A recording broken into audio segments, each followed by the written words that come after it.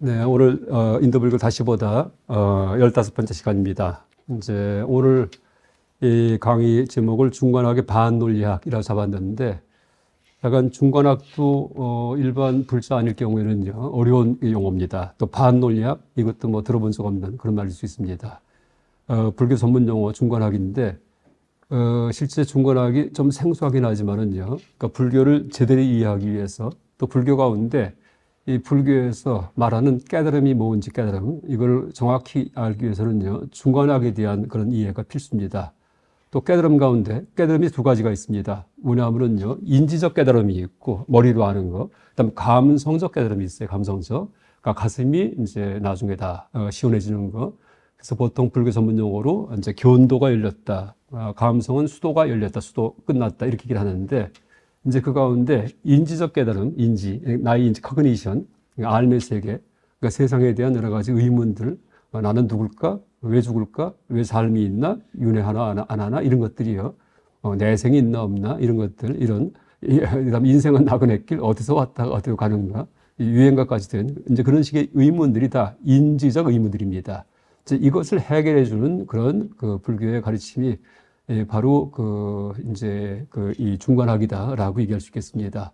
그래서 그 인지적 고통이라고 할 때, 인지의 고통이 이제 알의 고통인데, 그게 보통 상담 심리든지 이런 데서 얘기하는 인지의 고통과는 차원이 다릅니다. 그러니까 상담 심리든지 심리학에서 얘기하는 인지의 고통은요, 내가 뭔가 세상에 대해서 오해하기 때문에 생기는 고통인데, 이제 그거는 그냥 뭐 일상적인 고통이고 누구든지 거기에 답을 줄 수가 있습니다. 상대방 분석하면은. 근데 중관학에서 얘기하는 인지적 고통은요, 그 정도가 아니고 훨씬 더 이제 풀기 힘든 그런 고통이에요. 그러니까 삶과 죽음의 문제, 왜 죽을까? 왜 태어난 존재가 왜 죽을까? 왜 내가 태어났을까? 전생이 있나 없나? 내생이 있나 없나? 이런 것들이요. 이게 이제 인지고통이에요. 그러니까 전 인류 역사에서 그 얼핏 보기에는 단 한 사람도 풀지 못했던 그런 의문들, 인지의 의문들, 머리가 굴러가서 생기는 의문들, 이런 것들이 인지의 고통입니다. 그래서 이제 이걸 불교 전문 용어로 그냥 탐진치할 때 치심이다라고 얘기할 수도 있고요. 근데 제가 아마 이 인도불교를 다시보다 강의 초반에 말씀드렸을 겁니다. 탐진치할 때 치심은 뭐 바보 같고 머리가 나쁘고 뭐 이런 어떤 축생 같은 그런 어떤 그 사고방식, 이걸 얘기하는 게 아니라는 얘기입니다. 무슨 얘기냐 하면은요, 제가 이제 말씀드렸듯이 그 치심은 그 종교적 어리석음을 갖다 의미합니다. 그러니까 철학적 어리석음, 이런 것들입니다. 세상에 대해서. 그래서 이제 예를 든다면은 소크라테스가 항상 그 주장한 게 뭐냐 하면은 know thyself, 너 자신을 알라 했습니다. 또 나는 누구인가라고 묻는 거, 이게 치심이에요. 내가 누군지 모르겠어요. 여러분도 한번 답을 해보세요. 내가 누군지 각자 모르겠어요. 왜? 아직 치심을 해결하지 못했기 때문에. 또 세상은 왜 존재하는가? 모든 사물은 왜 없지 않고 있는가? 참 궁금해요. 왜 세상에 있는지 참 궁금합니다. 이거는 그 서양 수학자, 철학자, 과학자, 어떤 라이프니츠가 품었던 의문입니다. 왜 모든 사물이 있는가? 이걸 계승해서 나중에 하이데거가 왜 모든 게 존재하는가 해서 이 존재의 문제를 풀고 들어간 그런 철학을 구성했는데, 그게 하이데거의 실존 철학입니다. 하이데거. 그래서 이제 하이데거도 나중에 보면요, 그 해결 못 합니다. 그래서 그냥 존재만 강화시킵니다. 하이데거. 그래서 불교와 하이데거의 차이점이 있어요. 절대 똑같지 않습니다. 그래서 어쨌든 간에 그런 게 치심이에요. 그러니까 탐진치할 때 치심은요, 그 하이데거, 라이프니츠, 아니면은 소크라테스 정도 돼야지만이 비로소 치심이 있다, 이렇게 할 수 있습니다. 그런 생각도 평생 품어오지 않은 사람들이 있죠. 그렇죠? 오늘 뭘 먹을까? 반찬 뭐 살까? 아니면은 요리 뭐 할까? 어떤 집을 구할까? 아니면은 어떤 차를 살까? 이런 의문을 품은 적이 있어도 나는 누굴까? 왜 태어났나? 왜 죽을까? 이런 의문을 한 번도 품어본 적이 없는 사람이 대부분이에요. 그런 분들은요, 탐진치 가운데 치심조차 없다, 이럴 수도 있습니다. 그래서 이제 불교에서 치심제거를 하고 할 때, 그게 일반적인 그런 어떤 축생같이 사는 사람들의 치심이 아니고, 머리 굴리다 보니까는 잘못된 종교관, 잘못된 사고방식을 갖게 된 것들, 아니면은 이제 풀지 못하는 그런 의문들, 지적인 의문들, 이런 것들을 치심이다라고 얘기하고요. 또 하나 거기에 대해서 나름으로다가 어떤 답을 딱 내리고 사는 사람들이 있습니다. 그걸 뭐라고 부르냐면 사견, 삿된 견해다라고 그렇게 부르기도 합니다. 그러니까 사견이 바로 치심이에요. 그래서 이제 인지적 고통이 그런 고통이에요. 인지의 고통이요. 그러니까 우리 인지의 고통이 있어요. 커그니션. 나는 누굴까? 왜 태어났나? 왜 죽을까? 이런 고통인데 그걸 해결해 주는 불교학의 학문이 바로 오늘 강의 드릴 그러니까 중관학입니다.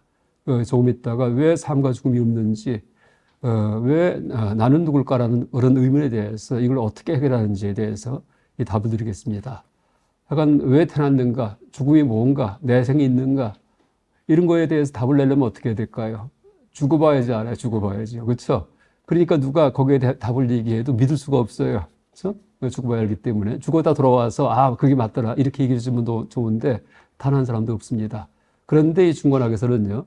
그 죽어봐야 하는 게 아니고 눈을 훤히 뜨고 있는 이 순간에 이제 거기에 답을 내줍니다. 그 생각이 시원하게 해줘요. 아 그렇구나 하고서 그건 기대하세요. 그래서 이제 이 중관학은 이 사람의 고통의 두 가지 가운데 감성의 고통과 인지의 고통 가운데 인지의 고통을 해소시켜주는 그런 학문이다. 그것도 살아있는 순간에 죽기 전에 다 끝을 낸다라고 그렇게 얘기할 수 있겠습니다. 이 반논리학은요. 그 논리학이 아니고 반논리학이에요. 반은 반대하다 할 때 반자입니다. 그 논리학을 영어로 로직이라고 얘기하는데 반논리학을 영어로 카운터 로직 이렇게 얘기해요. 카운터. 그러니까 반대 방향의. 여러분 카운터란 말, 뭐 카운터 펀치 뭘까요? 이렇게 돌리는 겁니다. 거꾸로 이렇게 돌리는 카운터 펀치. 스트레이트 카운터 이렇게 일하죠. 그래서 시계 같은 경우에도 시계 방향으로 돌아간다 할 때는 클럭와이즈라고 얘기를 합니다. 클럭와이즈. 근데 시계 반대 방향으로라고 할 때는 카운터 클럭와이즈라고 해서 카운터가 들어갑니다.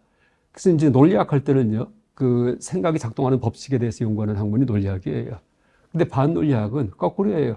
우리가 구성한 생각이 이게 허점이 있구나, 엉터리구나 하고서 해체시키는 논리가 반논리입니다. 바로 중관학이 그러니까 생각을 해체시키는 논리학이에요. 그래서 이제 더 길게 얘기하면은 반논리의 논리학이 바로 중관학입니다. 그래서 그 아까 그 세상에 대한 의문, 삶과 죽음에 대한 의문을 전부 다 해결해 주는 학문이 중관학이다 얘기를 했는데 어떻게 해결해 주냐 하면은요. 요점만 말씀드린다면은 우리가 그렇게 삶과 죽음에 대한 의문, 나는 누굴까? 세상이 뭘까? 그다음에 세상이 내가 죽은 다음에 또 어떤 세상이 이어질까 아닐까? 전생에 내가 있었나 없었나? 이런 생각들이요. 이게 전부 다 그 뭘 갖고 만든 의문이냐면은 내가 머리 굴려서 만든 의문입니다. 머리 굴려 갖고. 근데 내가 머리 굴려 갖고 이제 어떤 생각을 갖다 떠올릴 때 그 생각이 세상에서 실제 일어나는 일하고 합치한다면은요. 다시 말해서 내 생각이 세상에서 일어난 일을 있는 그대로 묘사하는 능력이 있다면은요. 그런 종교적 의문들, 나는 누구일까, 세상이 뭘까, 이런 의문들이 다 진짜 의문일 거예요. 그렇죠? 근데 생각이 작동하는 구조를 갖다가 용수 스님께서 연구를 해보니까 생각이 세상과 따로 놉니다. 아무 관계가 없어요, 세상과. 그냥 지가 혼자 노는 겁니다. 그러니까 그런 의문이 전부 다 결론은 허구의 의문이에요. 나는 누군가 하는데 내가 없어요. 근데 뭐하러 의문을 봅니까? 그렇죠? 부처님 말씀하신 무아죠. 무아. 물론 그것도 조금 더 정확하게 답을 하겠습니다. 또 나는 왜 죽을까라고 얘기했는데 지금 내가 살아있지도 않습니다. 엄밀히 본다면요. 여러분 지금 살아있지 않아요. 그러니까 살았다는 개념도 그게 이 분석해 들어가면은요 무의미해집니다. 몰라요 우리는 이제 지금 뭔지요. 그러니까 내가 살아있으면 죽을 수가 있는데 살아있지도 않는데 뭐가 죽어요? 왜 찰나찰나 생멸하기 때문에 죽는다고 본다면은 매 순간이 죽는 순간이고 내 세포 이제 마스 게임 하고 있는 세포가 지금 더덕더덕 붙어 있어요. 지금 카드 섹션 하고 있습니다. 지금이요. 계속 죽었다 살았다 하는 놈들이 모여가지고서 지금 마스 게임 하고 있는데 그런데 거기에 대해서 그냥 변치 않는 어떤 나다라고 착각한 다음에 그 살아있었는데 죽으면은 어떻게 될까 하고 허구의를 품는 겁니다. 그래서 이제 그런 식으로 해소시킨다는 얘기예요. 그래서 대충 보면은 우리가 살아있는 것 같고 대충 보면 우리가 살았다 죽는 것 같지만은 엄밀히 보니까 세상에 대해서 있는 그대로 엄밀히 찰나찰나 잘라갖고 보니까는 아무 의미가 없구나라고 알게 됩니다. 그래서 이제 그렇게 우리가 그 굵게 머리 굴려서 만든 그런 그 종교적 철학적 의문이 그 굉장히 심각한 그런 의문인 것처럼 느껴지긴 하지만은요, 이 분석해 보면은 다 세상과 무관한 허구의 의문이다라는 사실을 자각을 해가지고서 의문을 해소시킵니다. 해소. 그래서 이 중관학은요 해소의 논리학이에요. 해소의 논리학. 그래서 이제 그 약간 오늘 그 얘기, 그 논법에 대해서 이제 어떤 논법을 써가지고 우리의 생각의 한계를 지적하는지 그 논법에 대해서 말씀드리겠습니다. 그 일단 그 중관학 할 때 중관, 이제 창시자, 중관학 할 때는 중간에 말 이름, 용어부터 한번 설명하겠습니다. 가운데 중자에다가 가운데 중자, 중도할 때, 그 다음에 볼관자를 씁니다. 그러니까 중관할 경우에는 중도를 관찰한다라는 그런 뜻입니다. 그래서 이제 그럼 중도를 관찰하는 학문인데 중도 관찰하는 학문을 통해 가지고서 어떻게 종교적 철학적 의문이 해소가 될까라고 이제 궁금할 수가 있습니다. 근데 이제 어떻게 해서 되냐면은요, 중도를 관찰한다는 얘기는 이게 중도할 때 보통 가운데 중자 길도자니까는 가운데 길을 본다 이렇게 생각하는데 불교의 중도는요, 가운데가 아니에요. 불교의 중도는 어디든지 간에, 그러니까 초기불전이든 대승불전이든 간에 불교의 중도는요, 양극단에 대한 비판입니다. 양극단. 그 초전법륜, 부처님께서 녹양원에서 처음 설법하실 때 그때의 양극단은 뭘까요? 고행주의와 선매주의의 락을 추구하는 수행자, 이 두 가지입니다.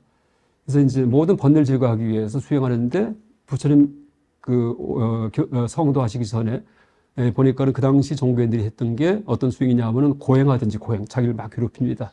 그래서 죄책감을 없애면은 어떻게 돼요? 미리 사소고생해가지고서 마음이 좀 후련합니다. 편안해지고요. 이게 고행주의고요. 그 다음에 삼매주의는 그냥 정신 집중해갖고서 깊은 경제 들어가면은요, 마음이 고요해지기 때문에 여러 가지 번민이 없어집니다. 욕심도 없고 분노도 없고 그 상태에서는 이게 삼매주의입니다. 이 두 가지의 극단을 다 수행해 보신 다음에 부처님께서 그걸 버리고서 그 다음에 중도에 수행하십니다. 중도가 뭐죠? 팔정도. 고행도 아니고 삼매를 닦는 것도 아닌 있는 그대로 보는 수행이에요. 그래서 곰곰이 생각합니다. 그러니까 주어진 과제에 대해서. 그때 과제는 죽음이에요. 왜 죽음이 있는가라고 처음 시작하십니다. 그랬다가 드디어 대발견하세요. 왜일까요? 삶이 있기 때문에, 태어났기 때문에. 그래서 생이 있기 때문에 노사가 있다. 12연기의 제일 마지막에 12연기에 이 생이 있기 때문에 노사가 있다는데 그게 부처님의 첫 발견입니다. 이런 식으로 이 초기 불교의 중도는 수행의 중도이기 때문에 이거를 보통 실천적 중도다라고 얘기를 합니다. 그 다음에 나중에 대승에 가서 공을 얘기할 때 불생불멸, 불상부단 이런 말 나오죠. 반야신경에도 그렇고요. 불구부정 이렇게 나오는데 이거는 사상적 중도예요. 사상적. 근데 이제 그런 식으로 이 초기 불교의 중도도 실천적 중도에서 고행과 선매 수행을 다 배격했기 때문에, 그러니까 양극단을 비판했기 때문에 중도고요. 그 다음에 인지의 차원에서도요, 상단, 일리, 이어진다, 끊어진다, 동일하다, 다르다, 이런 식의 양극단 사고방식, 이걸 비판하는 게 중도예요. 그래서 이 불교의 중도는 한마디로 얘기하면은요, 비판이 중도다 해도 됩니다. 비판이요. 그래서 이 비판이 뭐냐 하면은 어떤 비판이냐 하면은 그러니까 이 인지적으로는 흑백 논리의 비판이에요. 흑백 논리에 대한 비판입니다. 그러니까 극단적으로 돌아가는 사고 방식. 근데 흑백 논리가 여러분 별게 아니고요. 우리가 평소 밥 먹고 살 때 쓰는 게 논리가 흑백 논리예요. 그래서 흑백 논리 안 쓰면은요, 우리가 먹고 살지 못합니다. 흑백 논리가 있기 때문에 내가 목숨을 보존하고 내가 오늘 밥을 해 먹고 내가 또 이 강의실에 올 수가 있어요. 흑백 논리가 뭐냐 하면은요, 서양 철학서 서양 논리학서 얘기하는 동일률, 모순율, 배중률, 이 세 가지가 동일률, A는 A다, 고양이는 고양이다. 근데 모순율, 고양이는 고양이가 아닌 것이 아니다. 이거 모순율이에요. 아주 쉬워요. 배중률은 이 세상에는 고양이든지 고양이가 아닌 것이 있지 제3의 것은 없다. 중간을 배제시키는 그런 법칙입니다. 이 세 가지가 우리 생각의 기본 토대가 돼요. 그러니까 서양 논리학서 얘기하는. 근데 이게 흑백 논리예요. 흑백 논리 쉽게 얘기하면은요. 근데 이제 그 흑백 논리 가지고서 머리가 굴러가는데, 그러니까 여러분 불교 폭론 사무실은 일주 전에 왔던 데랑 지금 왔던 데가 똑같다. 그렇죠. 이게 동일률이에요. 같은 데 오셨잖아요. 그렇기 때문에 다시 또 찾아옵니다. 근데 이제 엄밀히 보면은요, 그렇지가 않아요. 왜? 벌써 이건 굉장히 낡았습니다. 여러분 지난주에 모였던 불교 폭론 사무실은요, 절대 오질 못해요. 왜? 그건 과거의 시간으로 흘러가 버렸기 때문에. 타임머신 타고서 일주일 전으로 가야지만 만납니다. 지금 이거는요, 조금 낡은 사무실입니다. 그러니까 흑백 논리는 굵고 대충 본 세계에서는 흑백 논리가 통하지만은 물론 먹고 사는데 지장은 없어요. 흑백 논리 가지고는. 근데 그 이상의 초월적인 문제에 대해서, 삶과 죽음의 문제든지 깊은 문제에 대해서 연구하기 시작하면은요, 흑백 논리가 적용되지가 않습니다. 그래서 이제 이 불교에서는요, 흑백 논리를 초월한 세계를 얘기하는 거예요. 왜? 삶과 죽음 문제 다 우리가 해결해야 되기 때문에. 왜? 죽은 다음 얘기까지 다 해야 되기 때문에. 그렇죠? 근데 우리가 살아갈 때는 죽은 다음 얘기 안 합니다. 죽으면 어떻게 돼요? 그냥 장례 지내고 묻어버린 끝이에요. 그 다음 얘기에 대해서 연구하지 않습니다. 그래서 이제 그 흑백 논리는 약간 우리가 그 먹고 살게 해주는 아주 중요한 그런 생각의 법칙이다라고 얘기할 수 있고요.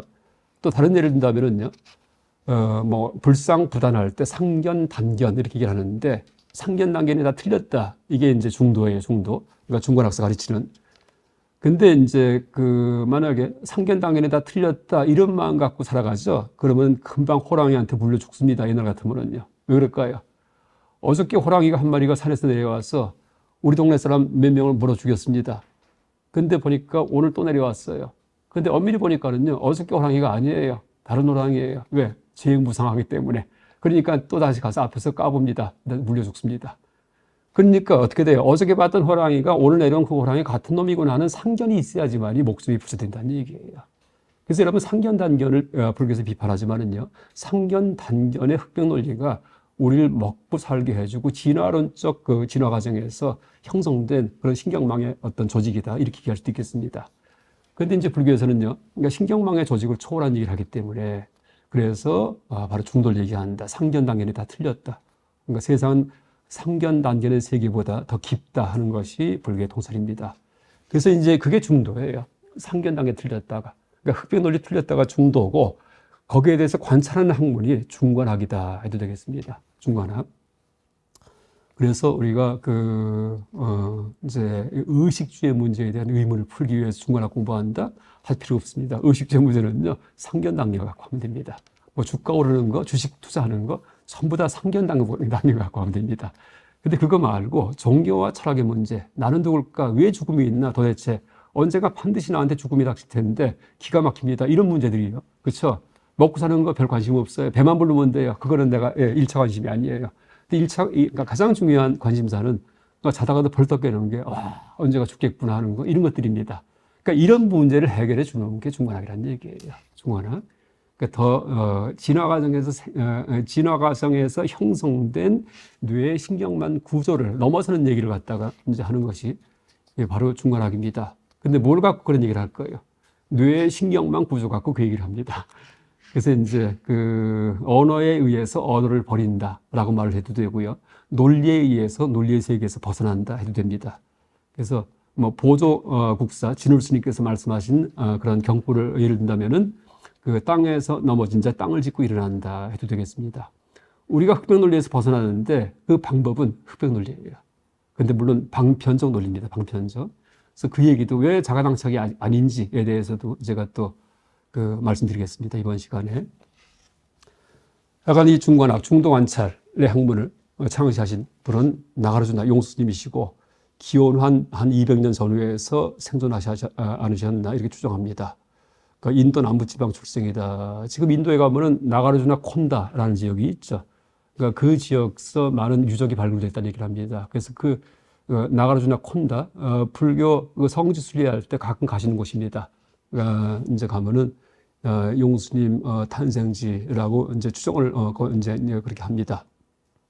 그러니까 바람은 상위 계급이었고 이분의 그 별명 중에 하나가 대승불교의 아버지예요. 보통 일본 불교에서는요, 그냥 8종의 조사, 8가지 종파의 조사다라고 얘기합니다. 그래서 이제 심지어 화엄종, 그러니까 정토종, 천태종, 전부 다 가장 처음 시작은 용수님의 사상에 근거한다. 그렇게 얘기합니다. 화엄종 같은 경우에는 뭘까요? 이번 저술 가운데 십주비바사론이라는 게 있습니다. 십주비바사론. 그러니까 화엄경 십지품에 해당하는 십지경이 있는데 여기에 대한 해설 붙인 책이에요. 해설. 그래서 십지경에 대한, 십지품에 대한 바이브아식과 비바사, 분별설. 그러니까 번역한다면은요, 십지경에 대해 비바사, 분별설한 논서다라는 뜻입니다. 그러니까 그러니까 분석적으로 따져가지고 설명한 논서다. 이게 용수님 저술인데, 바로 십지경이 화엄경의 한 파트이기 때문에, 그래서 화엄경의 시조가, 화엄종의 시조도 역시 용수님이다라고 얘기합니다. 또 하나 정토종도 이 용수님이 시조예요. 왜 그런지 하면은, 십주비바설론에 보면은요, 정토종 얘기가 나와요. 그러니까 불교 수행의 방법이 2가지가 있다라고 용수님이 말씀하시면서 난행도가 있고 어려운 그런 수행의 길이 있고 그다음에 이행도, 시우리자, 주역할 때 역사입니다. 시우리자. 그러니까 이행도 2가지가 있는데 난행도는 보통 우리가 얘기하는 개정의 사막 팔정도 닦는 게 난행도예요. 그렇죠? 그러니까 기회 잘 지키고 그 다음에 이 산매에 들어가서 집중해 갖고 가만히 관찰할 때 그때 지혜가 열려 가지고서 이제 드디어 번뇌가 다 녹아버립니다. 이게 난행도예요. 어렵습니다. 근데 이 행도가 있어요. 쉬운 게 뭐냐면은요, 나무 아미타불이에요. 그래서 이제 이렇게 그 아미타 부처님께 의지할 경우에는 아주 쉽다. 내가 번뇌가 가득하고 그냥 수행도 잘 못했어요. 먹고 살기 바빠갖고 그렇더라도 항상 마음속에는 내 마음에 이 보살도를 닦겠다는 마음이 있었어요. 그래서 발심, 그러니까 발심이 있었습니다. 발보리심. 이럴 경우에는 죽을 때 이제 아미타 부처님 염을 하면은 그때 데려가신다라고 얘기를 하세요. 누가? 용수님께서 얘기하신다는 얘기예요.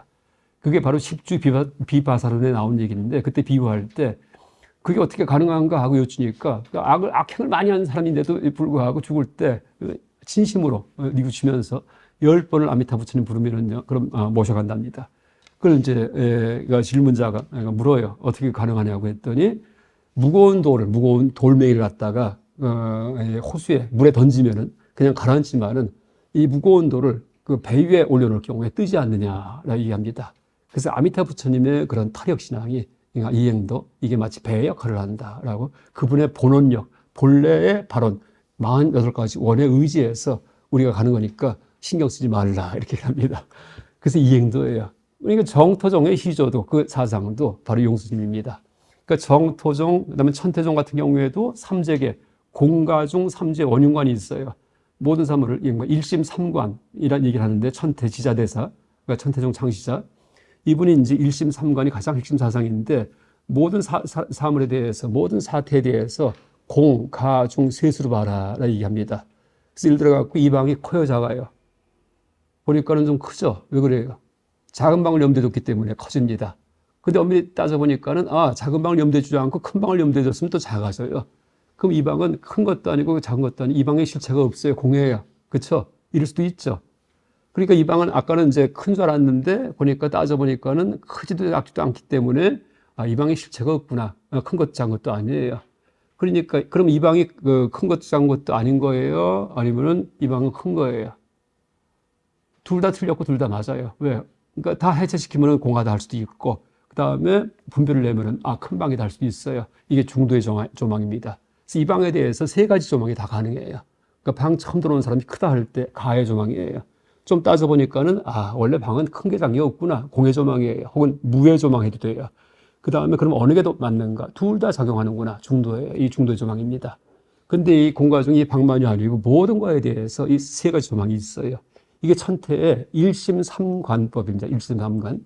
근데 그 일심삼관이 용수 스님께서 저술하신 지금 여기 나오는 이 중론의 제24장, 중론이 총 27장으로 되어 있는데 24장의 18번째 개송에 그 말이 써 있습니다. 그 중인연생법, 그러니까 각가지 인연으로 생한 그 법들을 아설즉시 공, 나는 곧 공하다라고 말한다. 그 다음에 역시 역유시 가명, 또한 이것은 가짜 이름이기도 하고 역시 중도의 또한 이것은 중도의 뜻이다라고 이렇게 써 있어요. 여기에서 공하다, 가명이다, 중도의 뜻이다 이 셋을 뽑아갖고 천태 일십삼관이 딱 형성됩니다. 그러니까 천태종 사상도요 그 먼 뿌리는 천태종의 핵심 사상이 용수님에 있습니다. 그러니까 화엄종, 그 다음에 정토종, 천태종, 그 다음에 이 중관학이 동아시아에 들어와서 이제 변질된 게 이제 뭐냐면 바로 삼론정입니다. 삼론학 이렇게 얘기를 하는데 이 삼론학도 이제 그건 당연히 뭐 중관학, 중론에 근거하기 때문에 용수님이 시조가 됩니다. 그래서 이제 이런 식으로 모든 그 학파의 시조가 대승 8종의 시조가 용수님이다. 그래서 별호가 대승불교의 아버지라고 얘기를 합니다. 뭐 티벳 불교에서는요. 이분의 직제자가 아리아제바 스님이 아리아제바 직제자가 그래서 이제 역할을 나눈다면은 용수님은 불교 내를 평정하셨고 다시 말해 소승불교 제압한 분이고요. 그다음 불교 내가 평정되고 나니까 아리아제바 그 제자 스님은 불교 바깥론을 향합니다. 그래서 외도논파가 많아요. 외도논파. 그래서 아리아 데바의 스님의 저술은요 외도의 세계관 비판이 많습니다. 그러니까 두 분 다 나중에요 그 본의 아니게 다 돌아가십니다.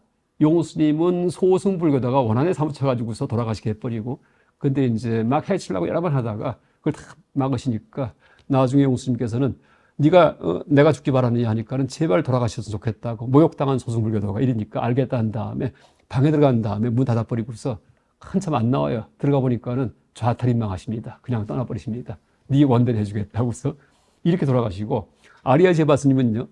그 외도인데 외도가 이제 자기 스승이 그냥 앞에서 망신을 당했어요. 논쟁하다가 이러니까 원한에 사무쳐가지고서 콜레 기다리고 있다가 이 아리아 제바스님의 제자가 전부 다 이제 어디 나간 사이에 몰래 들어가서 칼로 배를 찔러버립니다. 그래서 내장이 다 튀어나와요. 그게 묘사가 되어 있어요. 그때 아리아 제바스님이 뭐라 그러는지 아세요? 빨리 피신하라. 이렇게 피신하라. 도망가라고. 내 제자들이 이 모습을 보면은 너를 죽일 것이다. 악업을 지을 것이다. 그래서 너도 이제 목숨을 부지하게 하고, 그 다음 내 제자도 악업을 짓지 않게끔 하면서 돌아가세요. 그 다음에 더 재밌는 게, 그 다음에 의발을 전수하세요.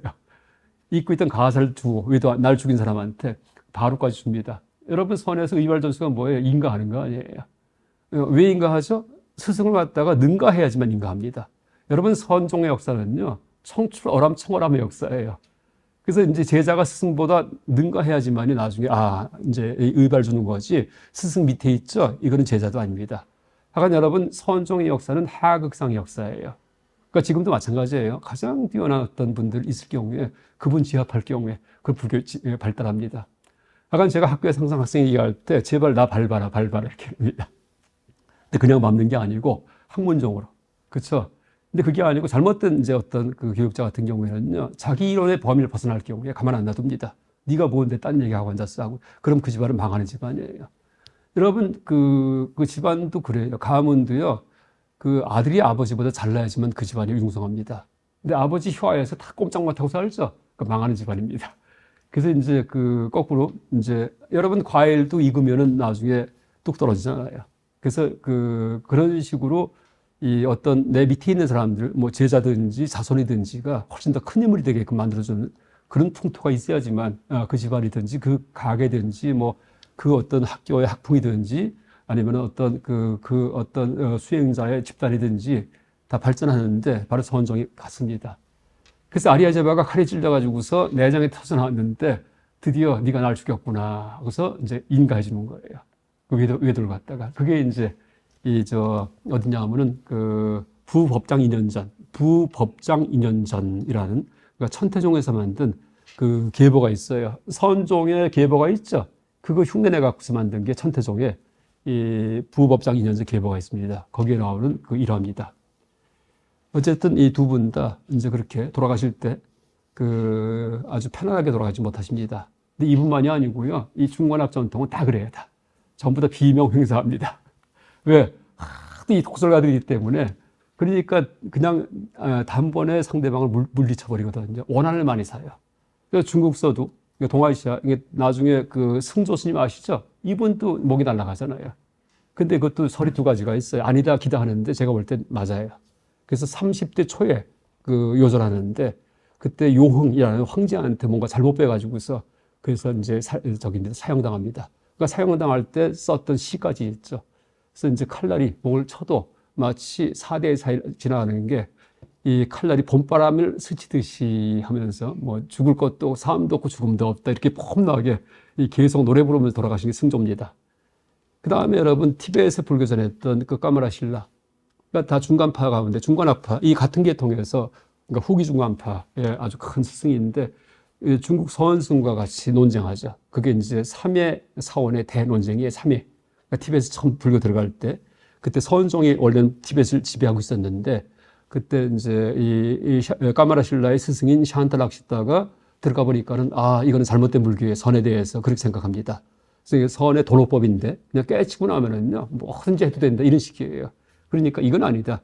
반드시 차제를 밟아가지고서 점차적으로 육바람을 닦고서 마지막에 깨달아야 된다. 이게 이제 인도 불교의 점호입니다. 점호. 그러니까 샨타락시타가 보고 와서 그 다음에 자기 제자인 까마라실라를 보냅니다. 그래서 드디어 그 왕 앞에서 그러니까 티베트 왕 앞에서 어전 논쟁이 생겨요. 어전 논쟁. 그걸 3회 대논쟁. 지금도 3회 사원 절이 있어요. 3회 사. 거기서 벌어지는데 이제 그때 그 까마라실라가 이겼다라고 되어 있습니다. 그래서 그 다음부터 티베트 불교가 인도 불교가 지배했다.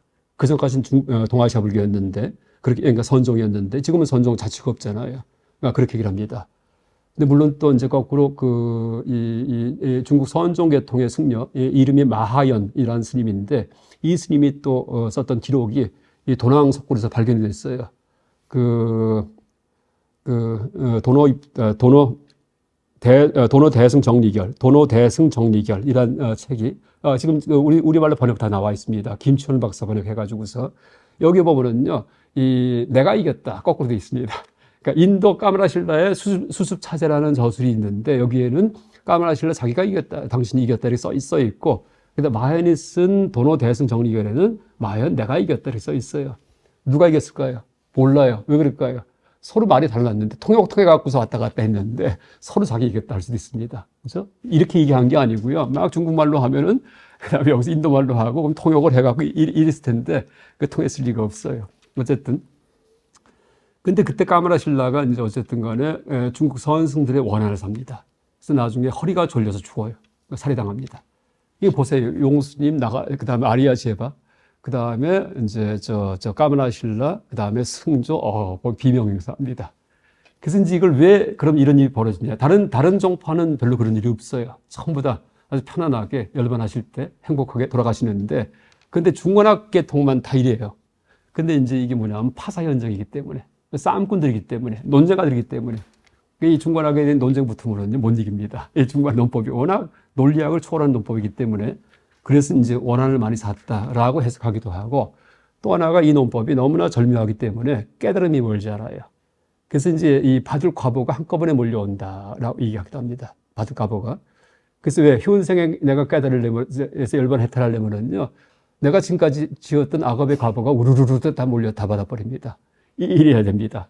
그래서 도고 마성이란 말도 있잖아요. 도가 높아지면은 마가 성하다 이런 말이 다 같은 얘기입니다. 그러니까 도가 높아지면은요, 그냥 자꾸 이상한 일이 벌어집니다. 나쁜 일들이에요, 자꾸만. 그래서 이제 제가 학생들 강의할 때 그거 다 헤쳐나갈 자신 있으면 중관학 전공하라는 얘기를 합니다. 그래서 이제 이 중관학이 어쨌든 그 역사를 보면은 희한하게 여기 종사했던 첫 번째 용수님부터 시작을 해가지고 아리아 제바, 까마라실라, 승조까지 이르기까지 이제 그렇게 다들 편치 않은 삶을 살았다라고 얘기할 수 있겠습니다. 그래서 이제 이 티베트 불교에서는요, 그러니까 이 용수님하고 이 제자 아리아 제바를 함께 묶어서 그 성부자라고 불러요. 성부자. 그 아주 성스러운 아버지와 아들이다라고 부릅니다. 또 뭐 제2의 부처. 여러분 불교의 인물들이 많지만은 뭐 관세음보살, 그다음에 무슨 보현보살, 문수보살 전부 다 영적 세계이신 분이에요. 기도할 때 감흥하는 분이지 이렇게 역사적으로 살았던 분은 아닙니다. 그렇죠? 그래서 물론 신화가 있긴 있지만은, 근데 실제 실존 인물 가운데 가장 위대한 분이 누구냐 할 때 당연히 부처님이시고 불교 역사에서 두 번째가 누구냐 할 때 용수님입니다. 그 용수 대승인데 대승 아니에요. 여러분 이 용수님의 중론 책에 대해서 이제 깔루파나라는 초기 불교 전공한 스리랑카 출신의 하와이 대학 교수가 이 번역하고 주석한 책이 있습니다. 센트럴 필로소피 오브 부디즘. 그러니까 무르디 책과 제목이 똑같아요. 이렇게 돼 있는데 아마 그 책도 번역이 됐을 겁니다. 아마. 그러니까 깔루파나의 이 중론 번역이 있어요. 전체 번역이 있는데 여기에 보면은요, 이분이 중론 읽고 나서 아주 감동을 해요.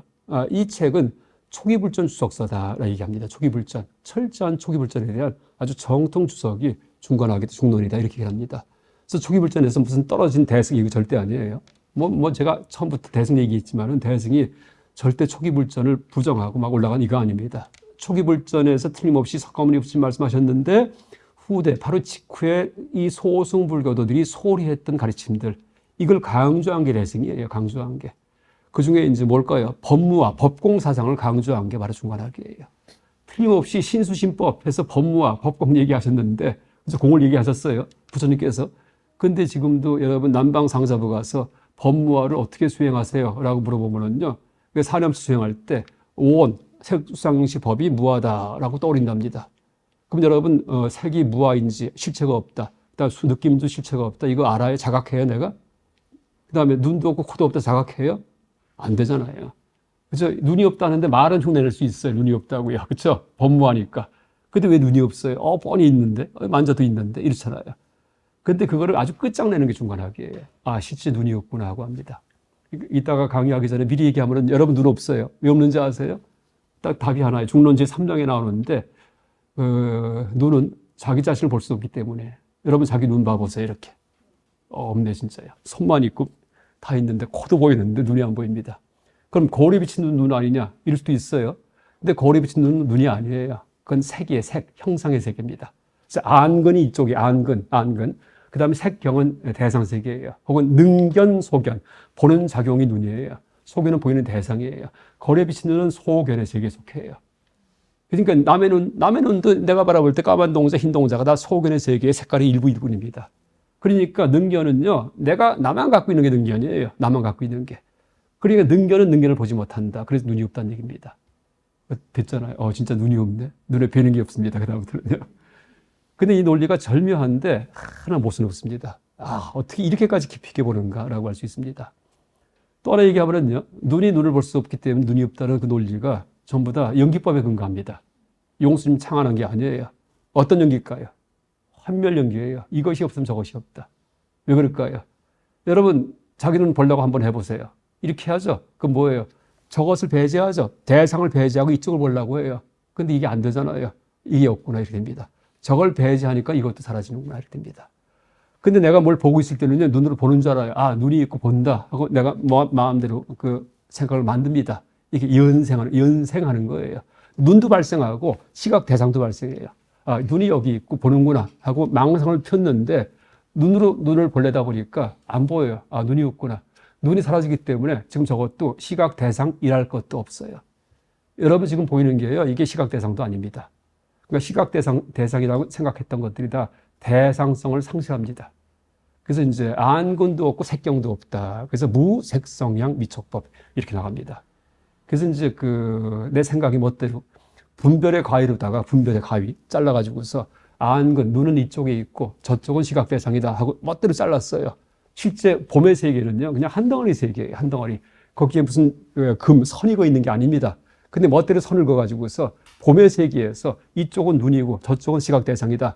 이렇게 머리 굴린 다음에 눈으로 본다. 이렇게 말을 만듭니다. 엉터리입니다. 그래서 이런 식으로 이제 눈도 증발하고 시각 대상 증발합니다. 그래서 이제 무안 하나만 했고 무색 하나만 했습니다. 이게 중간 논리예요. 아주 무서운 논리입니다.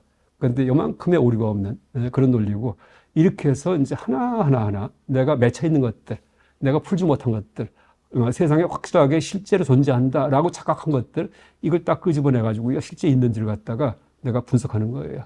그럼 다 증발합니다. 하나하나 증발합니다. 그러면서 세상 다 무너집니다. 이러면서 나중에 본래 무일물 해도 되고요. 고진멸도할 때 멸 해도 되고, 12연기의 환멸문, 무명이 멸하면 행이 멸하고 12가지가 다 소멸한다 해도 되고요.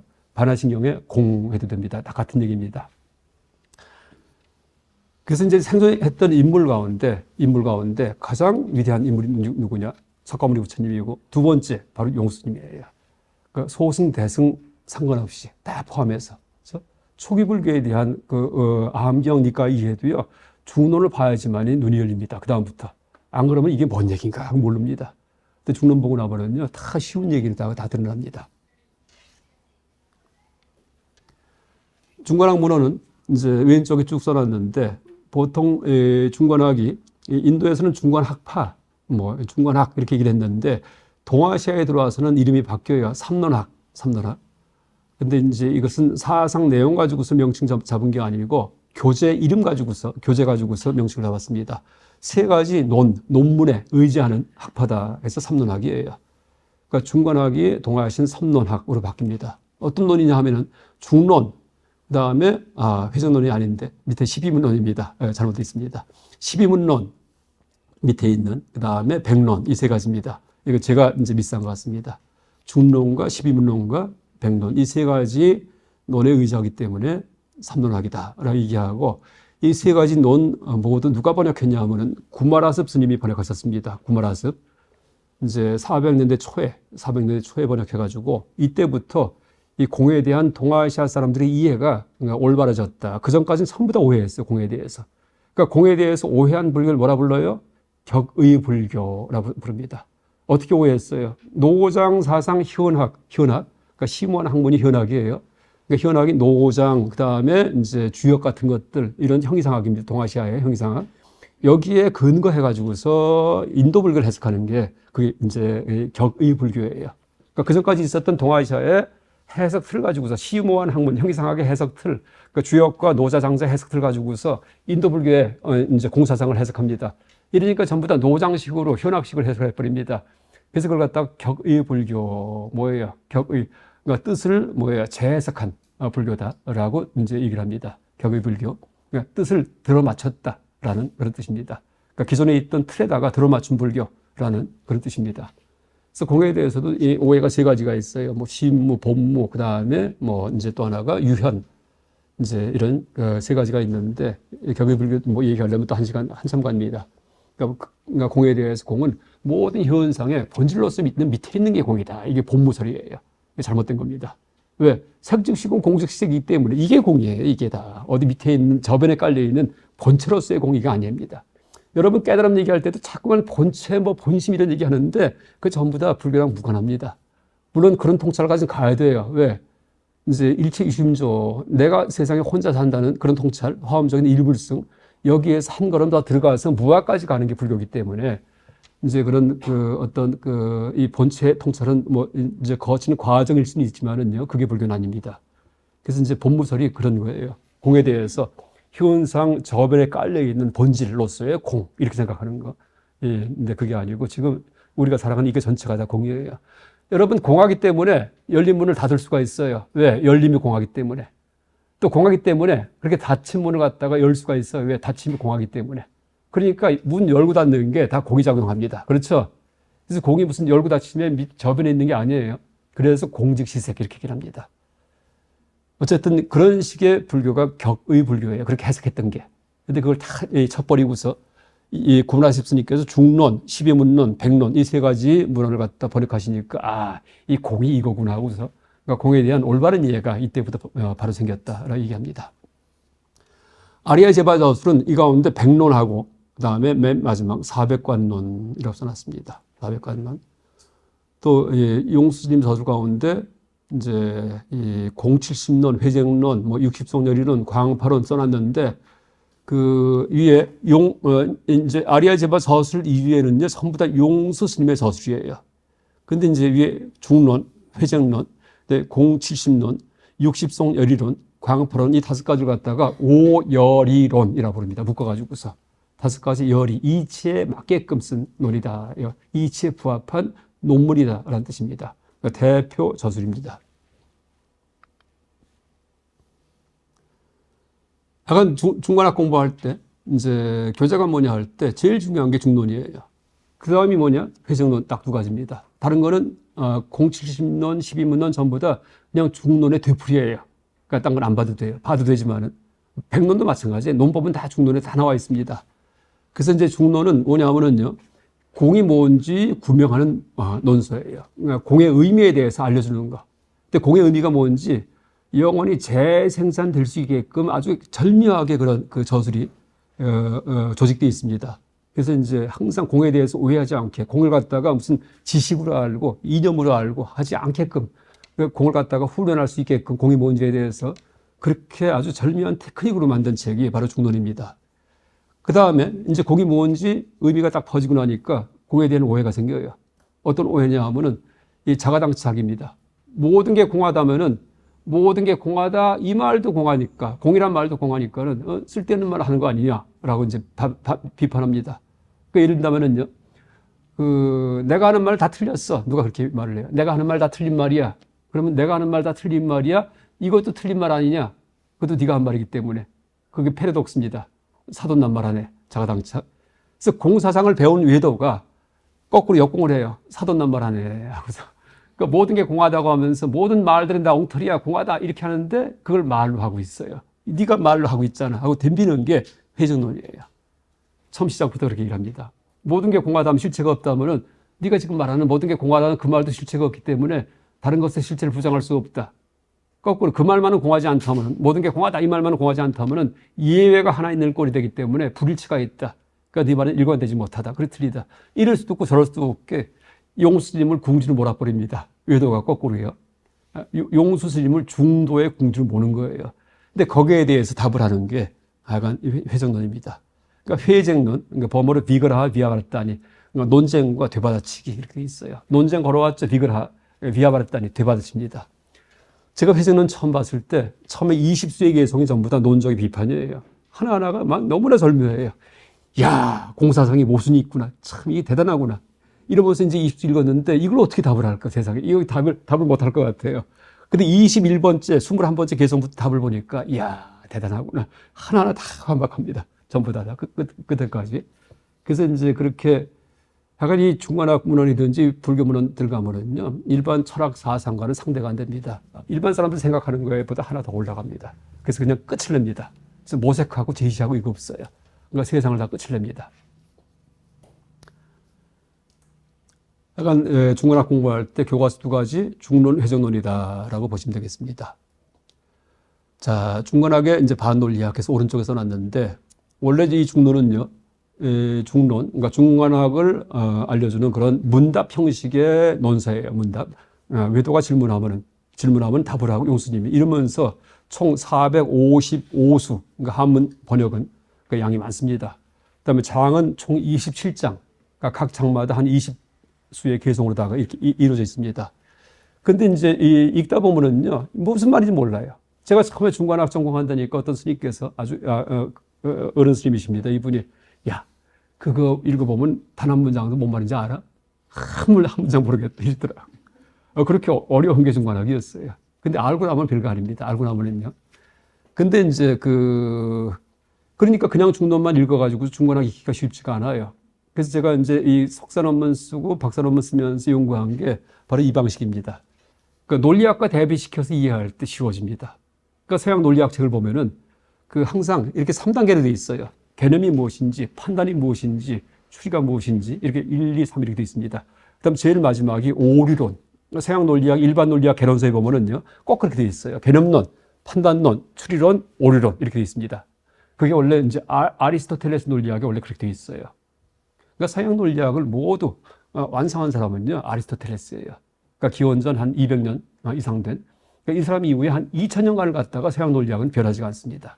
그러다가 근대에 와서 이제 변해요. 점점. 그래서 아리스토텔레스 논리학에 한계가 있다, 문제가 있다라고 최근에 자각을 했지 한 2000년간을 지배하는 게 아리스토텔레스의 혼자 저술입니다. 오르가논이라는 책이에요. 그러니까 대조직이라는 뜻입니다. 근데 그 책이 왼쪽처럼 돼 있어요. 내용 뭐 대단합니다. 그래서 이제 이 책에다가 빗대가지고서 왜? 중간학이 반논리학이기 때문에 그래서 중간학의 개성도를 추려보니까는 쉬워져요. 그다음부터는요. 그러니까 개성들이 성격이 있어요. 다 똑같은 게 아니고 개념 비판하는 개성이 있고 판단 비판하는 개성이 있고 추리 비판하는 개성이 있습니다.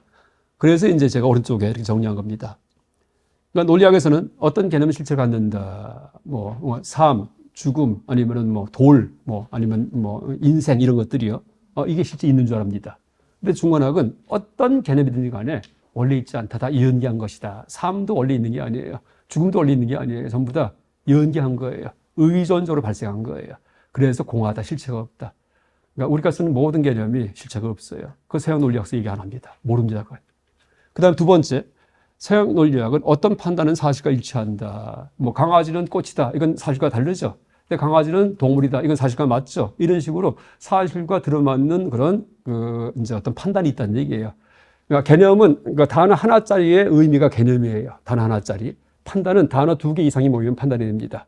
그래서 사람은 죽는다. 이건 판단이에요. 비가 내린다. 이거 판단이에요. 그래서 이제 어떤 판단은 비가 내린다. 사실과 일치해요. 밖에 비가 올 때. 근데 이 반논리학 중간학에서는요, 그 어떤 판단도 사실과 무관하다. 이렇게 얘기를 합니다. 그래서 어떤 판단도 4가지 오류에 빠진다. 증익, 손감, 상위, 희론의 오류에 빠진다. 이렇게 얘기를 합니다. 여기 제가 지금 증익, 손감, 상위, 이론 이렇게 써놨는데 이게 중요합니다. 이게 제가 제일 처음 발견한 겁니다. 처음이 아니고 아직도 중간학 세계 역사 학계에서 이 말 안 쓰고 있어요. 옛날 논사들이 전부 다 중간학을 다 찜짜 먹어갖고 쓴 말인데 연관을 못 시킵니다. 근데 제가 우연히 찾았다가 이게 벌써 옛날 용수님 당시 바로 이후에 있었던 아리아 제바 스님, 호법 스님이든지 유식 논사들 이분들이 중간학을 정리해 가지고서 그러니까 중간 논법, 반논리의 논법을 4수로 딱 정리해 놨습니다. 증익의 논법이다, 손감 논법이다, 상의 논법이다, 희론 논법이다 이렇게 되어 있습니다. 그러니까 그 설명도 드리겠습니다. 그래서 모든 판단은요, 이제 이렇게 4가지 오류에 빠져요. 이것도 지금 미리 설명하면은 여러분 판단 우리가 판단이 제일 쉬운 게 눈이 온다, 비가 온다, 아니면은 바람이 분다 이런 겁니다. 근데 이제 비가 내린다. 이게 판단인데 왜 판단이에요? 개념 두 개 쓰였기 때문에 비하고 내림. 그죠? 비가 주어, 내린다가 수어예요. 그래서 이제 비가 올 때 비가 내린다 하는데 그게 말이 틀렸다는 얘기예요. 왜 틀렸냐 하면요. 사실과 일치하지 않기 때문에. 비가 내리는 것은 하나의 강우 현상이에요. 그냥 이렇게 내립니다. 창밖에요. 근데 거기에 대해서 머릿속에서 두 개의 개념을 써버립니다. 비하고 내림하고. 잘라버려요. 이렇게 잘라버려요. 주어와 수를 갖다가. 그러니까 생각의 가위로다가 분별의 가위로 잘라가지고서 비가 내린다. 이렇게 말을 합니다. 근데 가만히 따져보니까 비 할 때 그 속에 벌써 내린다가 들어가 있습니다. 그러니까 여러분 비 한번 떠올려 보세요. 실제. 그럼 반드시 내리고 있죠. 근데 그렇게 내리고 있는 비인데 그게 또 내린다고 또 수를 또 붙여버려요. 그러면 그 비가 내린다는 말에는요. 내림이 두 번 들어가요. 의미가. 주어에 한 번 들어가 있고 수로에다 또 하나 덧붙여버립니다. 그래서 의미 중복의 오류에 빠져요. 그게 첫 번째입니다. 여러분 비가 내린다가 사실 묘사한 것 같지만 가만히 따져보니까 아니에요. 하나의 현상을 둘로 잘라버린 거예요. 벌써 내 생각이요. 그렇죠? 그 바람이 분다 똑같아요. 바람 불 때 바람이 부네 하지만은 바람 따로 있고 부음이 따로 있어요? 아니죠. 그냥 하나의 이 현상인데 여기에 대해서 바람이 분다 이렇게 말을 해요. 그러니까 바람 하면 벌써 부는 거예요. 그런데 거기에 대해 또 분다 하니까는 불미 두 개 있어요. 틀렸죠. 어떻게 불미 두 개 있어요? 하나 있었는데 그냥 한 덩어리인데 이게 이제 바로 증익 오류예요. 증익견. 이게 증익견. 증가시키고 덧붙였다는 뜻입니다. 근데 거꾸로 그러면 비가 내린다 할 때 여기에서 비가 내리는 거 창밖에 이거는 보니까는 비가 벌써 내리고 있어요. 그게 또 내린다 하면 안 돼요. 그러니까 틀렸구나. 알았어요. 그럼 이거 말고 이 비 말고 저 위에 있는 비 그게 내려온다 하면 되지 않냐? 이럴 수도 있죠. 그럼 하늘 꼭대기에 올라가서 한번 보세요. 내리지 않는 비가 어디 있어갖고 그놈이 내려온다. 하늘 꼭대기에서 내리지 않는 비 찾아보세요. 한번요. 올라가면은 구름이 껴 있어요. 그냥 먹구름이. 근데 먹구름은 구름이지 비는 아니에요. 먹구름도 뭉쳐야지만 그다 비가 됩니다. 그러니까 하늘 꼭대기에 올라가도 내리지 않는 비가 모여 있는 건 없어요. 구름은 있지만은. 그럼 먹구름이 뭉쳐서 떨어질 때 그거는 뭐냐? 그거 벌써 내리고 있잖아요. 하늘 꼭대기에 올라가도 내리고 있어야지만 비예요. 그러니까 내리지 않는 비가 어딘가 있어가지고 저 위에 내린다 할 경우에 보니까는 하늘 꼭대기에 올라가도 그런 비는 없었기 때문에 내리지 않는 비가 따로 모이는 적이 없어요. 이건 사실과 달라요. 그러니까 사실 위배의 오류에 빠집니다. 사실 위배. 그렇죠? 이게 바로 손감의 손감, 손해보고 감소시킨 견해다라는 뜻입니다. 손해보고 감소시킨 손감견. 그럼 세 번째, 둘 다 틀렸기 때문에 지금 창밖의 비는 내리니까는 또 내릴 수 없으니까 비가 내린다 하면 안 되고 하늘 꼭대기에 있는 비는 그런 비를 얻기 때문에 그런 비가 내린다 해도 안 되고 이럴 수도 없고 저럴 수도 없습니다. 중도의 공비입니다. 에이 모르겠다. 그러면은 내리면서 내리지 않는 비 이게 내린다 할 경우에 내리는 비는 지금 창밖의 비예요. 내리지 않는 비는 저 위의 비예요. 그걸 둘을 합해 갖고서 내리면서 내리지 않는 비가 내린다 할 경우에 근데 그건 주어가 벌써 모순이에요. 내리면서 내리지 않는다. 내리는데 안 내려요. 뭐 하얀 검정색 똑같이 모순이죠. 말만 되지 그런 일은 세상에 없습니다. 그래서 상호 모순의 오류예요. 이게 상위견, 상위 서로 위배된다 이렇게 얘기를 합니다. 그럼 네 번째가 더 폼나게 말을 만들어 갖고 신비하게 내리는 것도 아니고 내리지 않는 것도 아닌 그런 비가 내린다 하면은 모호하면서 신비해집니다. 멋진 얘기 같아요. 그것은 말장난이에요. 그래서 희론견. 그렇죠? 희롱하다 할 때 희자에다가 따질 논자입니다. 그래서 이 모든 판단은요, 이 네 가지 오류에 빠져요. 우리가 판단을 규정하라고 할 때. 바람이 분다 할 경우에도, 지금 부는 바람인데 이놈이 또 분다 할 때 증익견. 그렇죠? 부는 바람이 부니까 의미 중복의 오류. 그 다음에 그럼 이 바람 말고 저기 어디에 동쪽 산 너머에 바람들이 모여 있다가 하나하나 불기 시작한다 할 때 산 넘어가니까는 거기에 바람이 모여 있어요. 그렇죠? 무슨 동풍, 서풍, 가을바람, 겨울바람, 여름바람이 모여 있다가 야 너부터 불어, 나부터 불까? 이러고 있어요. 그런 건 없어요. 그러니까 사실 위배의 오류. 그렇죠? 어딘가 바람이 있어서 그게 분다 할 경우에 이건 사실 위배의 오류예요. 손감견. 그 다음에 불면서 부는 바람이 분다 할 때 불면서 불지 않는 바람이 있어서 분다 할 때 이것은 뭐예요? 주어가 모순이 돼요. 불면서 불지 않는다. 이것은 상위견, 상어 모순의 오류. 그 다음에 이제 그 부는 것도 아니고 불지 않는 것도 아닌 그런 바람이 있어 분다 할 경우에는 뭐예요? 이건 역시 말장난, 희론견. 그래서 이것은 언어 유희의 오류. 제가 이렇게 말을 붙였습니다. 근데 이걸 제가 어떻게 알게 됐냐 하면은 앞에 얘기했던 의미 중복의 오류, 그 다음에 이제 그 사실 위비의 오류, 상호 모순의 오류, 그 다음에 언어 유희의 오류는요, 제가 이 증익, 송감, 상위, 희론을 갖다가 알기 전에 만든 거예요. 그러니까 중론 공부할 때, 박사 논문 쓸 때 중론 개성이 455수인데 그걸 A4용지 인쇄해가지고요. 다 오렸어요. 455장.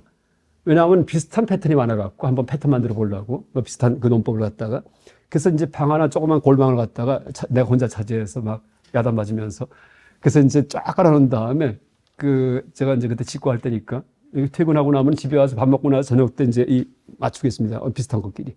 화또짝 맞추는 거 있죠. 운 뜨는 거. 그걸 6개월을 했어요. 진짜. 6개월 동안 한 방을 다 차지해갖고. 그랬더니 자꾸 줄어요. 한 14개를 줄다가 나중에는 딱 넷으로 나오더라고요. 그래서 제가 이제 그때 박사 논문 쓸 때 이제 중간 논법에 구조해가지고서 논법 구조가 별게 아니다. 몇 개 없다 해갖고 썼다가 나중에 강의하면서 이제 용어를 만들면서 의미 중복의 오류가 있고 이제 이 중간 논법, 반논리 논법의 종류는 4가지가 있는데 판단 비판할 때 의미 중복, 사실 위배, 상호 모순, 그다음에 말장난에 오류했는데 그냥 언어 유희, 그러니까 글자 수 맞추기 위해서 이렇게 만들었습니다. 그랬는데 나중에 우연히 책 보다가 타나 스님께서 이제 말씀하신 내용 중에 증의, 송감, 상위, 희론 이런 말씀하세요. 그러니까 원효 스님의 대승기신론소에 나온 얘기입니다. 근데 이분들은 중론과 연관을 못 시켰습니다. 그냥 그런 게 있다 이렇게 얘기하셨어요. 그래서 이제 없는데 있다고 하면 증의이고, 그 다음에 이제 아예 없는 게 아닌데 아예 없다 하고 허무주에 빠지면 송감이고 이 정도예요. 그냥 우리 보통 얘기할 때 뭐예요? 상견, 단견이든지 라는 얘기할 때 그 정도로 말씀하셨는데 이게 뭐지 해갖고 제가 왜냐하면 중간 논법과 똑같기 때문에. 그래서 이제 드디어 시베타 검색했죠. 이 말이 나오나? 나와요. 보니까는 그 광백론석, 아리아제바의 저술에 대한 호법의 주석, 그 다음에 무착스님의 저술, 다 유식론사들이 만든 겁니다. 유식. 여러분, 유식이 철저한 중간론사예요. 오늘 또 이제 나중에 유식 강의할 텐데, 유식론사들이 전부 다 중론 주석서가 있어요. 그러니까 중론과 유식이 싸웠다? 서양 학자들이 그런 논문 많이 써요. 다 엉터리입니다. 절대 안 싸웁니다. 다 계승입니다. 철저한 중관학의 토대 위에서의 유식이에요. 그래서 찾아보니까는 이제, 이게 대단하구나 해서 또 하나가 이제 내가 참 무식하구나. 이걸 아직까지 내가 발견 못 했으니까. 중관학 전공한다면서 명색이. 이러면서 참 낙담도 했고 또 하나가 거꾸로 이제 좋은 점은, 역시 내가 분류한 게 맞구나. 그러니까 옛날 논사들 했던 거랑 나는 자연발생적으로 분류해 봤는데 아주 합치합니다. 그래서 여러분 중론 공부할 때 요 4가지 논법이 있다는 거, 이거는 전 세계 어느 학교도 모르는 겁니다. 그래서 이제 요거 하나 이제 말씀 제가 좀 상세하게 드렸습니다. 그 다음에 이제 추론 같은 경우에는 3단 논법이 추론이에요. 그렇죠? 3단 논법.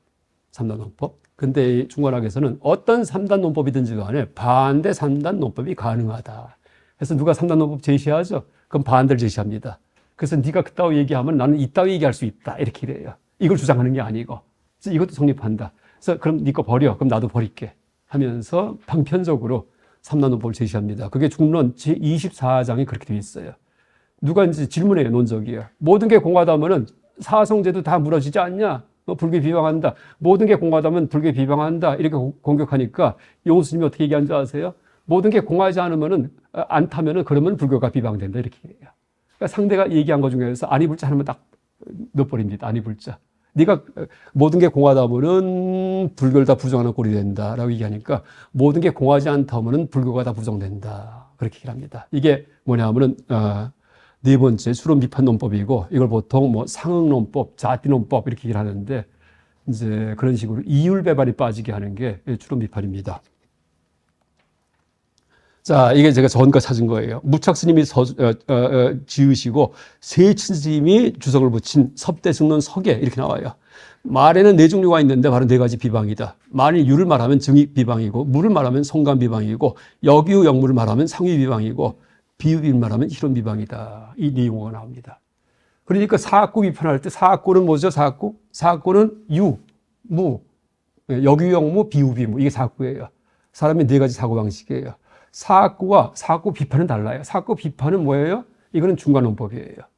그러니까 사학구는 비판의 대상이고 그다음 비판의 방식은 중간논법인데 비판의 방식이 증익이다 비판하기도 하고 손감이다 비판하기도 하고 상위 상호모순이다 비판하기도 하고 희론 말장난이다 비판하기도 합니다. 그래서 이 비판 방식 4가지 그러니까 중간학의 중론의 판단 비판 그 종류는 4가지다. 그 전거는 이 섭대승론석 혹은 광백론석 같은 여기 나오지 이제 제가 쓰지 않았지만은 그렇게 벌써부터 한 1600년 전부터 이거는 불교 인도 논사 사이에서는요 상식이었다. 그러니까 현대 학자들만이 그걸 발견하지 못하고서 중관학 개론서 쓸 때 엉뚱한 얘기를 합니다. 서리치욕을 비판해도 이렇게 해야 하는데 그거 중관학 아니에요. 그 중관학의 핵심은 논법이에요. 네 가지 논법입니다. 테크닉입니다. 그래서 마치 수학과 같은 것이 중관학이지 수학 공부할 때 수학의 답을 외요? 안 외죠. 방식을 익히지. 그러니까 중관학은 방식을 익히는 거지 답을 외는 게 아니에요. 근데 지금 일본이든지 서양에서 나온 중관학 책은 전부 다 답만 얘기를 해요. 법이 있음을 실체성을 비판했다. 실체성이 없다. 이런 식으로 나옵니다. 없음을 얘기했다. 여러분 중관학과 반야경의 답은 아주 쉬워요. 뭘까요? 그냥 무하면 돼요. 무. 그런 답이 아니에요. 그렇게 무로 풀어내는 능력이 중요해요. 왜 삶이 없는지, 왜 죽음이 없는지 그렇게 푸는 테크닉을 내가 사유의 테크닉을 익히고 있는지 이게 중요합니다. 그래서 이걸 익히고 있을 경우에는 진짜 삶이 없구나, 진짜 죽음이 없구나. 그렇죠? 내가 죽었다 깨어나도 죽음이 없구나. 이걸 알아요. 그러면 인지정화가 됩니다. 그래서 이제 그 테크닉을 익히는 것이 중관학의 공부 목적이다라고 보시면 되겠습니다. 자, 이렇게 환밀연기. 아까 이 비판, 네 가지 비판이 있는데 이게 별게 아니고요. 전부 다 연기법에 근거합니다. 그래서 불교예요. 그러니까 이것이 없으면 저것이 없다. 이게 모든 중관 논법의 토대가 돼요. 그래서 이제 아까 말씀드렸죠. 눈이 눈을 못 보기 때문에 눈이 자기를 못 본다. 그래서 눈이 없다 할 때 대상을 갖다가 배제시키고서 눈을 보려고 하니까 이것을 없애니까는 저것도 없어지는 거예요. 그래서 눈이 없어지죠. 그러니까 눈이 없어지기 때문에 눈이 없네 하니까는 이것도 시각 대상이 아니에요. 왜? 이게 없어지니까 또 저것도 없어집니다. 그래서 이제 안근도 사라지고 왜? 눈을 보려고 하니까 눈이 안 보이기 때문에 또 눈이 사라지기 때문에 이게 없으니까는 어떻게 돼요? 시각 대상도 대상성을 상실합니다. 큰 방을 떠올려야지만 작은 방이 되는데 큰 방이 사라지면 작은 방이 일 것도 없죠. 예, 이런 식으로. 그게 이제 이것이 없으면 저것이 없다는 방식이 환멸연계예요. 그래서 불교예요. 그 다음에 환멸연계에 근거해서 증익성감 상의희론 이 네 가지 이제 그 논법으로 이 우리의 판단을 다 비판합니다. 예를 들겠습니다. 실제 중론서는 이런 말이 나와요. 제2장 MK는 그러니까 둘째 줄 마디아미카 까리까입니다. 마디아미카 까리까 중론송 노래예요. 그러니까 실제 용수 스님께서 직접 쓰신 내용이에요. 여러분 석가모니 부처님이 가르치면요 구전됐기 때문에 이분께서 글을 쓰신 게 아니에요. 그렇죠? 제자들이 그냥 귀를 들은 거예요. 노노도 마찬가지죠. 공자님이 자활 하기 시집지 해갖고 다 받아 쓴 겁니다. 그러니까 실제 어떻게 말씀하셨는지 몰라요. 사실은요. 애매합니다. 그런데 중론은요 정확해요. 왜? 그분이 쓰신 게 있기 때문에. 글로 쓴 게 그냥 지금 남아있다는 얘기예요. 전혀 오해하지 않고 우리가 지금부터 한 1800년 전에 그 당시에 불교에 대한 통찰을 갖다가 그대로 알 수 있는 게 바로 중론입니다. 자, 가는 놈을 떠나서는 가는 장을 얻을 수 없다. 가는 작용이 없기 때문에 가는 놈이 있겠는가. 뭐예요? 가는 놈이 없기에 이것이 없으면 가는 놈이 없으면 저것이 없다. 가는 작용은 없다. 또 저것이 없으면 가는 작용이 없으면 가는 놈은 없다. 이 말을 좀 바꿔 쓴 거죠. 이게 토대가 돼가지고 그 다음부터 논법이 시작이 돼요. 뭔지 아세요? 이게 뭐냐 하면은 요 다음 개송에서 자, 첫 번째. 아까 이제 이어지는 겁니다. 먼저 저렇게 제시해요. 가는 놈이 없으면 가는 작용이 없다. 가는 작용이 없으면 가는 놈이 없다. A가 없으면 B가 없다. B가 없으면 A가 없다. 이 얘기를 먼저 한 다음에 만일 가는 놈이 간다면 가는 작용이 둘이란 오류에 빠진다. 가는 놈이라고 말하는 하는 것과 가는 놈이 있는데 그 놈이 간다는 것. 이 두 가지다. 이렇게 나옵니다. 이게 무슨 뜻일까요? 어려워요. 그래서 이제 이게 뭐냐면은 누가 걸어가고 있어요. 근데 그 사람이 누굴까요? 가는 사람이에요. 가는 놈이에요. 가는 놈. 무슨 작용하고 있어요? 가는 작용하고 있어요. 그러니까 실제로 누가 걸어갈 때 하나의 현상이에요. 여기에 대해서 주어와 서술을 붙여야 가는 놈이 간다. 이렇게 말해버립니다. 근데 우리가 흔히 그런 말은 잘 안 쓰잖아요. 한국어에서는요. 근데 인도에서는 썼나 봅니다. 근데 이걸 그래서 이제 쉽게 하려면 비가 내린다 하면 더 쉬워요. 그러니까 비가 내린다 해도 돼요. 비가 내린다. 비가 내린다 할 경우에 이제 보세요. 비가 내린다면은 내림이 두 개 있게 된다. 비라고 할 때 내림하고요. 제가 한번 대입해 보겠습니다. 비가 내린다면 내리는 작용이 둘이라는 오류에 빠진다. 비라고 말하게 하는 것. 그 속에 내림이 들어가 있죠. 내린 작용. 그 다음에 그 비가 있는데 그놈이 그 비가 내린다는 것의 두 가지다. 이렇게 얘기하는 겁니다. 그러니까 비가 내린다 할 경우에 비라는 거기에도 내림이 들어가 있고 내린다고 하는 그 작용에도 내림이 있기 때문에 둘이 있게 된다. 의미 중복의 오류예요. 다시 말해 증익견 비판입니다. 증익견 비판입니다. 그래서 중론이 이렇게 되어 있어요. 그래서 이제 이 중론 개성에는 지금 여기 써 있듯이 이런 개성이 써 있으니까 이게 도대체 뭔 말인지 한 줄 읽어도 쓰는 말이 아니니까 이해가 안 된다. 이럴 수도 있습니다. 제가 전에 그 불교시대사에서 중론 논리로부터 해탈, 논리에 의한 해탈, 아주 쉽게 쓴 이제 그런 중론 해설서인데 그걸 출간한 다음에 제 치과대학 동기한테 이제 하나 이렇게 선물한 적이 있습니다. 모임이 경주에서 있어갖고. 이들이 아주 독실한 불자예요. 이 동기가 옛날 그 우리 저 학생 회장을 했어요. 같은 클래스에서 과대표 했거든요. 근데 수학여행 갔는데 그땐 제가 잘 몰랐어요. 근데 이상하게 절만 다녀요, 절만. 내장사 갔다가 통도사 갔다가 어디 갔다 계속 이제 송광사에서 전국 절만 다니더라고요. 4박 5일 동안 갔다가. 근데 그때 다 착해가지고서 그냥 그런가 보다 했어요. 근데 보니까 불자니까 본인이 진짜 불자예요. 이러니까 일부러 자기가 가고 싶은 데가 간 겁니다. 나중에 알았는데 지금도 보통 불자가 아닙니다. 그래서 제가 선물했는데 근데 이제 아까 그 당시에 다 몰랐죠. 근데 나중에 제가 알았어요. 아, 이 친구가 자기 가고 싶은 데 갔구나. 근데 이제 딱 펼쳐보더니 야, 오타 나왔다더라고요. 말이 안 되는 말이 써있대요. 가는 놈이 간다 이렇게 되면서. 일상 쓰는 말이 아니기 때문에.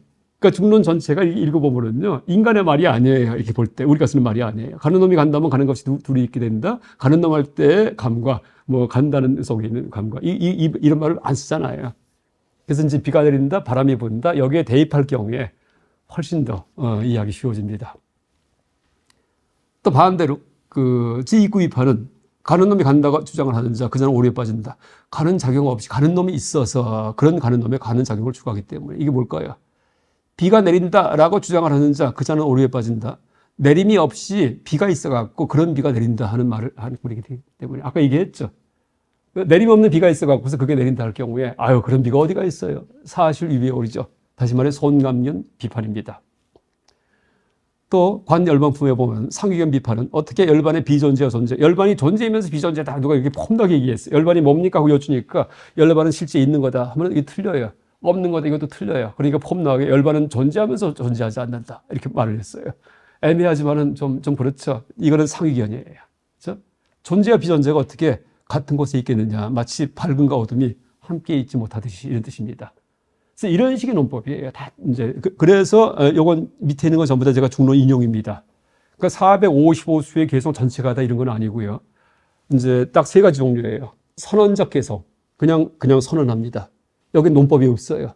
그다음 또 하나가 비유 드는 개성, 비유. 그러니까 비유도 논법이 아니에요. 그러니까 모든 현상은 꿈과 같고 아지랑이와 같다 이런 게 있습니다. 그거 말고 논리적 개성이 있어요. 논리적 개성이 한 반 정도밖에 안 돼요. 그 논리적 개성만 추려가지고서 나중에 분류해 보니까 네 가지가 나옵니다. 판단 비판 같은 경우에는.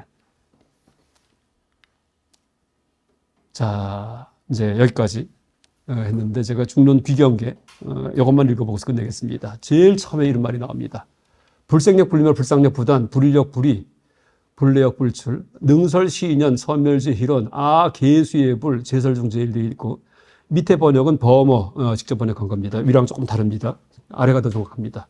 소멸하지도 않고 생겨나지도 않으며, 그렇죠? 불멸불생, 이어지지도 않고 단절된 것도 아니며, 불상부단, 동일한 의미도 아니고 다른 의미도 아니며, 불일불이, 오는 것도 아니고 가는 것도 아닌 불내 불거인 연기, 또 희론이 정멸하며, 희론 정멸, 희론 생각 굴려갖고서 막 따져갖고 생각하는 거, 이런 논리들, 이게 다 고유해집니다.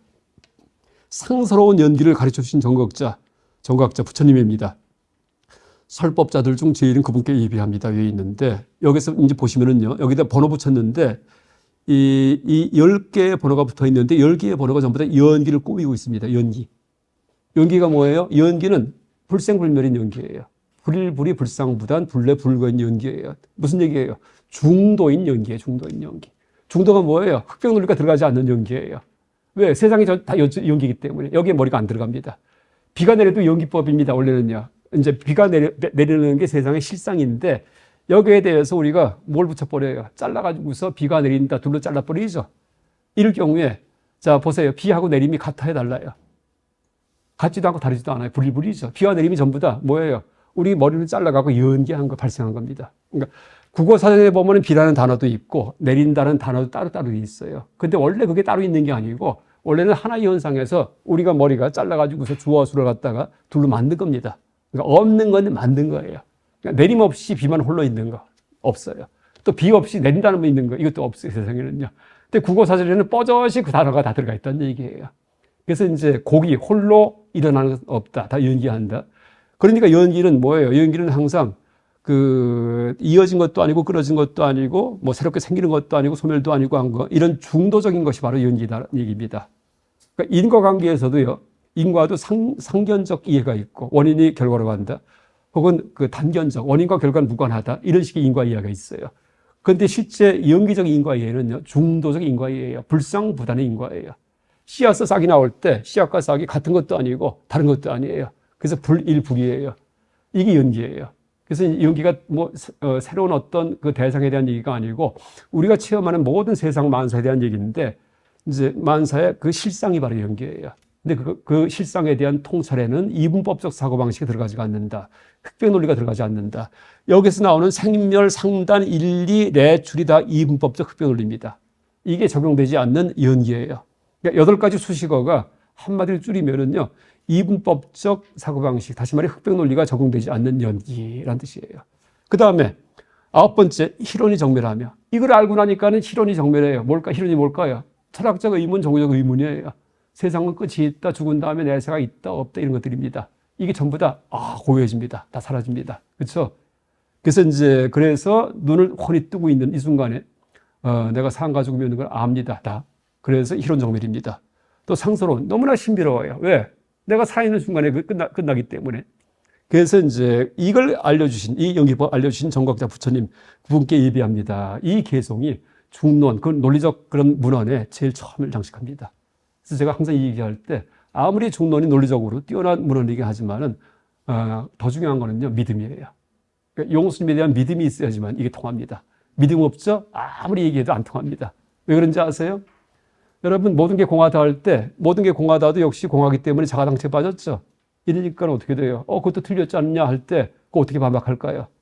이 반박을 용수님께서 어떻게 하시냐 하면은 제가 다시 비유해 갖고, 물론 설명은 정확하지만은 그 낙서금지 비유할 수 있어요. 그러니까 벽에 이제 그 하얀 벽에다가 깨끗하게 페인트를 칠해 갖고서 이제 그렇게 단장을 해놨는데 애들이 와서 막 낙서를 해요.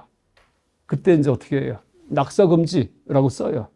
아니면 낙서하는 놈 다 죽여버린다 뭐 이러든지, 이럴 경우에 무서워서 그다음부터 안 하겠죠. 이게 바로 공사상이에요. 원래는 실체가 없는데 실체가 있다고 생각을 해요, 사람들이요. 그러니까 공하다라고 얘기해요. 근데 이것도 어떻게 돼요?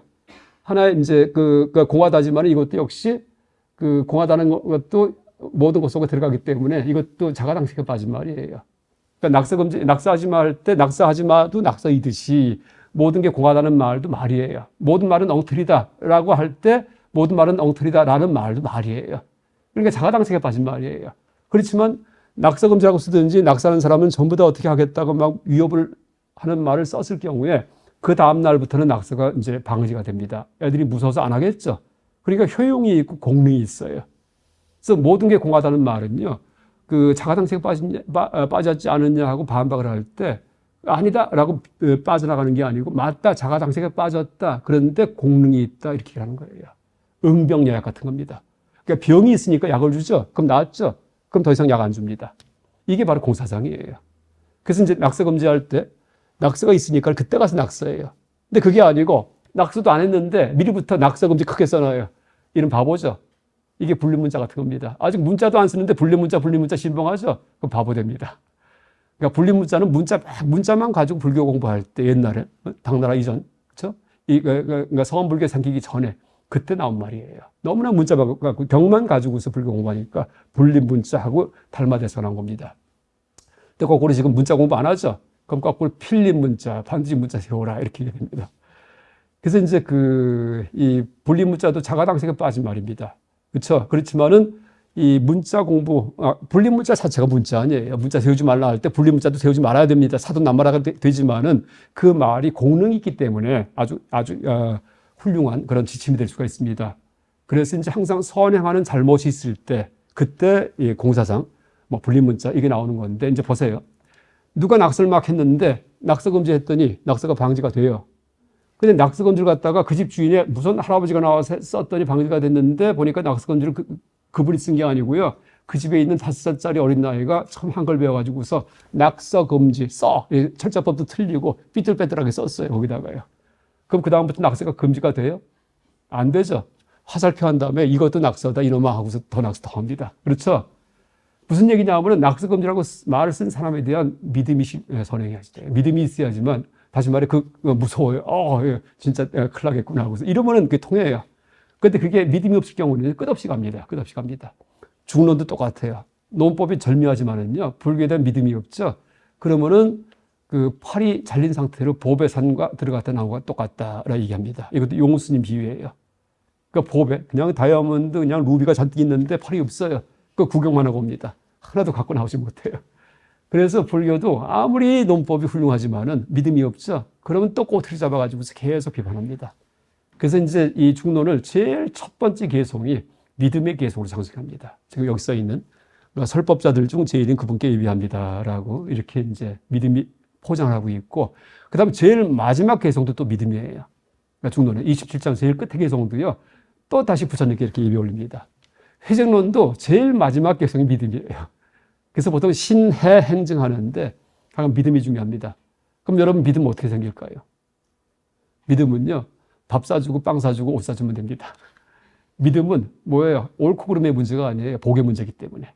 그래서 그 얘기도 용수 스님께서 십주 비바선에서 얘기를 합니다. 그래서 여러분 믿음 불자로 끌어들이기 쉽죠? 그럼 논리 갖고 따지면 안 돼요.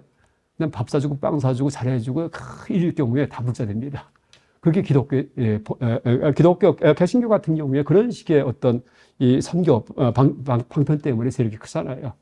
그래서 이제 그렇게 믿음이든지 내 종교나 네 종교나 문제는 지혜의 문제가 아니고 어떤 게 더 훌륭한 종교의 문제가 아니고 복의 문제다. 기독교는 그래서 뭐라 불러요? 복음 하잖아요. 복음. 그렇죠? 해음이라는 얘기 안 해요. 해음. 지혜의 소리를 들으시오. 예수님의 이런 얘기 안 합니다. 복음을 들으시오. 이게 복의 종교입니다. 복덕. 근데 불교는 복과 지혜의 양족전. 복도 있고 지혜까지 붙어 있습니다. 그래서 불교 세력 키우려면 이제 바로 그 복을 줘야 되고 남들한테. 그게 바로 믿음을 만들게 하고 또 그 믿음의 중요성을 알기 때문에 논리적인 그런 문헌인 중론의 제일 앞과 뒤를 갖다가 지금 보시듯이 이 믿음의 개성으로 장식했다라고 얘기할 수 있겠습니다. 네, 이상 중간학 강의 마치겠습니다.